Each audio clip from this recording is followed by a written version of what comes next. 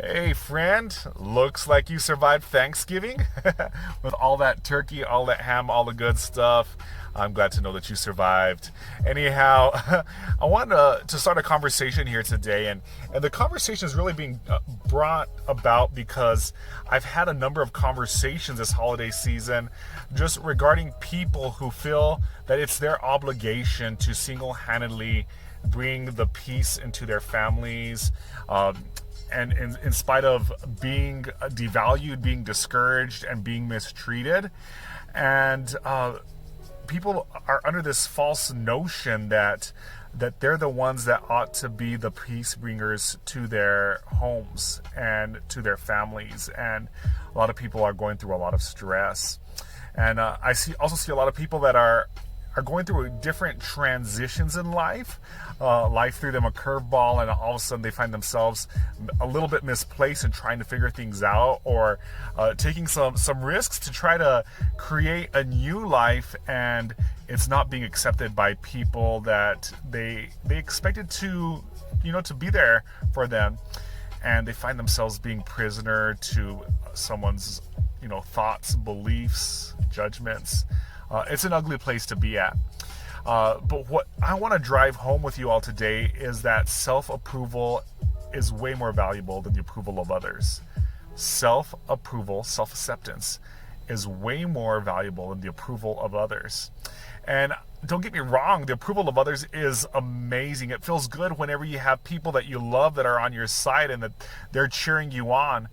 But whenever that doesn't happen and people around you all of a sudden start to bring all this ugliness and voices of discouragement, and they try to bring you down, you're never under any obligation to sit there and to entertain that, or to live a life that is being guided by what they have to tell you. And even whenever it comes to you spending sacred time with people, it's important that you know that you're not under no obligation to hold yourself prisoner, even within your schedule, and what somebody else's expectation might be of you. I want to encourage you and tell you that you're under no obligation to accept an invitation to a get-together that you don't feel comfortable being at. And you're not obligated to invite someone over to your house to spend time with you because that's the expectation that someone else has of you. If someone's not providing a safe space for you to be you, if someone is bringing energy that is bringing you down, you have everything within your power to say no, and you're under no obligation. And it's actually impossible for you to single-handedly be the source of happiness of someone else. With all this said, I know I'm talking about self-acceptance, and it's really empowering for a lot of people to hear that, to say that I self-approval is better than the approval of others. But it also works the other way around. The people that you love, the people that you care about, they're under no obligation to have any ounce of approval of the choices that you are making.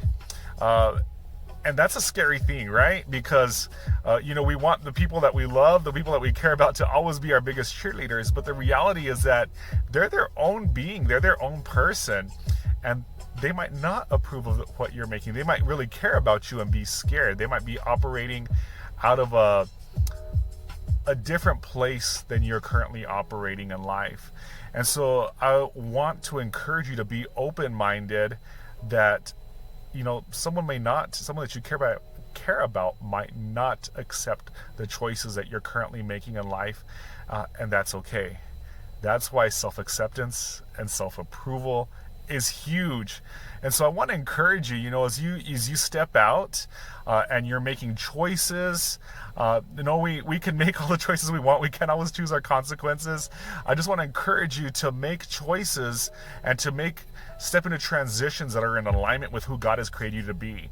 Really be aware of what your values are, and if stepping into a life that is in alignment with that, alignment with who God has created you to be and with what your values are, I encourage you to keep moving forward.